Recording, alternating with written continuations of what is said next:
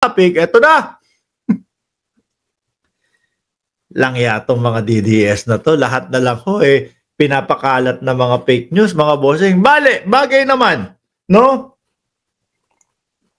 Kung hindi ako nagkakamali, parang narinig ko din ito no, doon sa mga alalay o julalays ni dating Pangulong Duterte, mga kababayan. Bakit ho?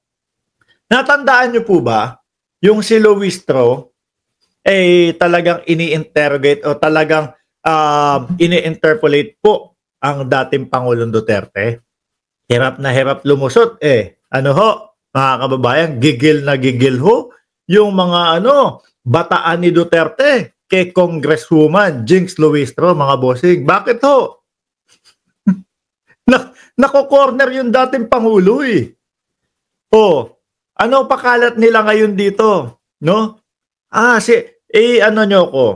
I-remind nyo ko, sino yung nagsabi na, o kanino nyo narinig yung sinabi na papadisbar si Congresswoman Jinx Luistro ni dating Pangulong Duterte. May isa akong naringgan na alalay ni Digong niyan So ngayon ho, mga kababayan, yung mga DDS, eto na ho ang pakalat nila. No? Vera Files, na-fact-check sila. Several YouTube channels publish an erroneous video claiming that former President Rodrigo Duterte plans to file a disbarment case against Batangas Representative Jerbil Luistro. Ang tanong natin, ano ang magiging nila?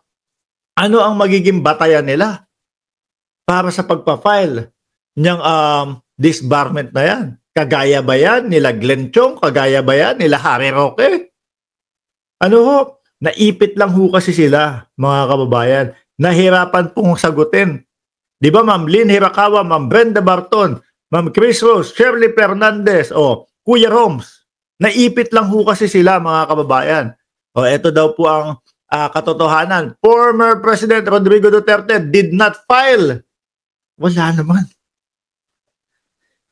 Alam nyo ho, itong kampo ng dating Pangulong Duterte, mga bossing, para ngawa na lang ho ng nangawa. No, Tina B? Napapansin mo yon, Tina B?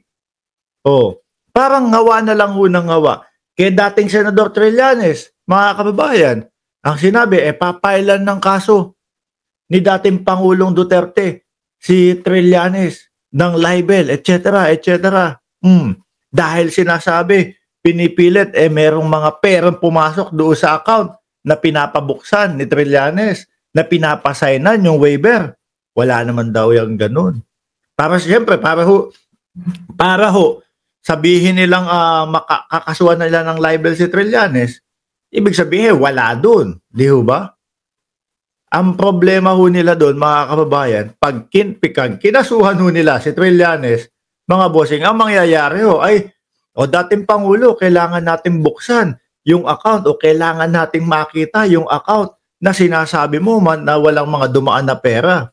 Ayaw nga ng dating Pangulo yun No? Hindi natin masabi kung kabado ba siya na isign yung waiver na yun. Meron silang ginawa dati, mga bossing. Ipinakita kung magkano yung balanse. Pero yung mga transaksyon, hindi ipinakita. Kasi ang gusto ni Trillanes, kasama ho yung mga transaksyon. Kaya bank statement ang hinihingi. Pag nakita yung mga transaksyon, malalaman ho. Trillanes, yung sinasabi mo na may mga pumasok na malalaking pera dito galing sa mga big time tulak, wala naman kami makita. Pahiya ho si Trillanes, no?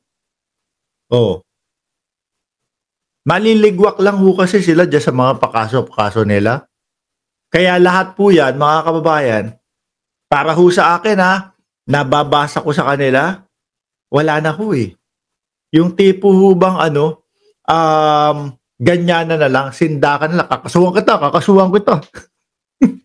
Parang nagmukha pang ang yan Kasi naka-live si Panelo nun Yung kay Trillanes naman, naka-live si Panelo nun. No? Dating Pangulo, ano ba plano mo dito kay Trillanes? Parang pinagkakitaan pa ni Trillanes. So, tuloy natin to. Former President Rodrigo Duterte did not file a disbarment case against Batangas Representative Jarbil Luistro allegedly because she grilled him during a house. Oh, yun? yung pagtatanong lang ho doon sa Kongreso, yun ang magiging dahilan nila o yun ang sasabihin nila upang sa ganun ipadisbar si Congresswoman. Hindi naman ho kagaya yan nung kaila Glenn Chong. Si Glenn Chong may nalalaman pang sampaling ko ng kaliwat kanan ng First Lady. O di ho ba? Hindi naman ho kagaya yan nung sa Vice Presidente. Na kapag ganito, ganyan, pag ako nategi, may inutusan na akong tao, no? Na yayari kay Martin Romualdez, kay Lisa Araneta Marcos, kay Bongbong Marcos. Hindi naman ho ganun yun. Di ba, Mando at Obet Suba? Yan ho. Kumbaga, ginagawa naman ho talaga yan ng mga congressman at congresswoman, mga bossing. Miski ho yung sa kampo nila, si Bato de la Rosa, di ba? Nagpahiring. Yun nga lang ho.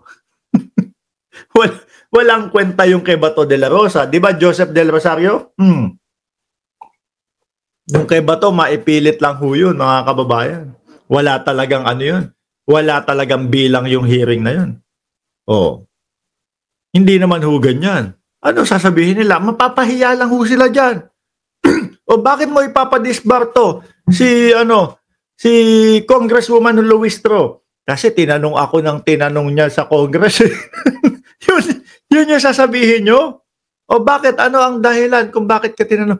Kasi iniimbestigahan nila ako doon sa Congress tungkol doon sa EJK, tungkol doon sa tawag dito, laban kontra droga, etc., etc.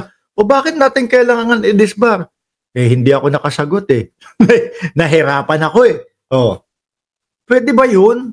Magtigil nga kayo mga DDS, sabi ni Jotog. So, shout out po, watching from Hong Kong. Sabi ni Reynald Ponsian, Duterte ba ang pinaka-corrupt na political family? Hindi ho natin alam. No? Pero may mga nagsasabi ho, mga bossing. Anyway, pangalawa natin yan. Dakuin natin yung pangatlo. Nako. Ito yung pangatlo. Ay, nako. Galing po sa People's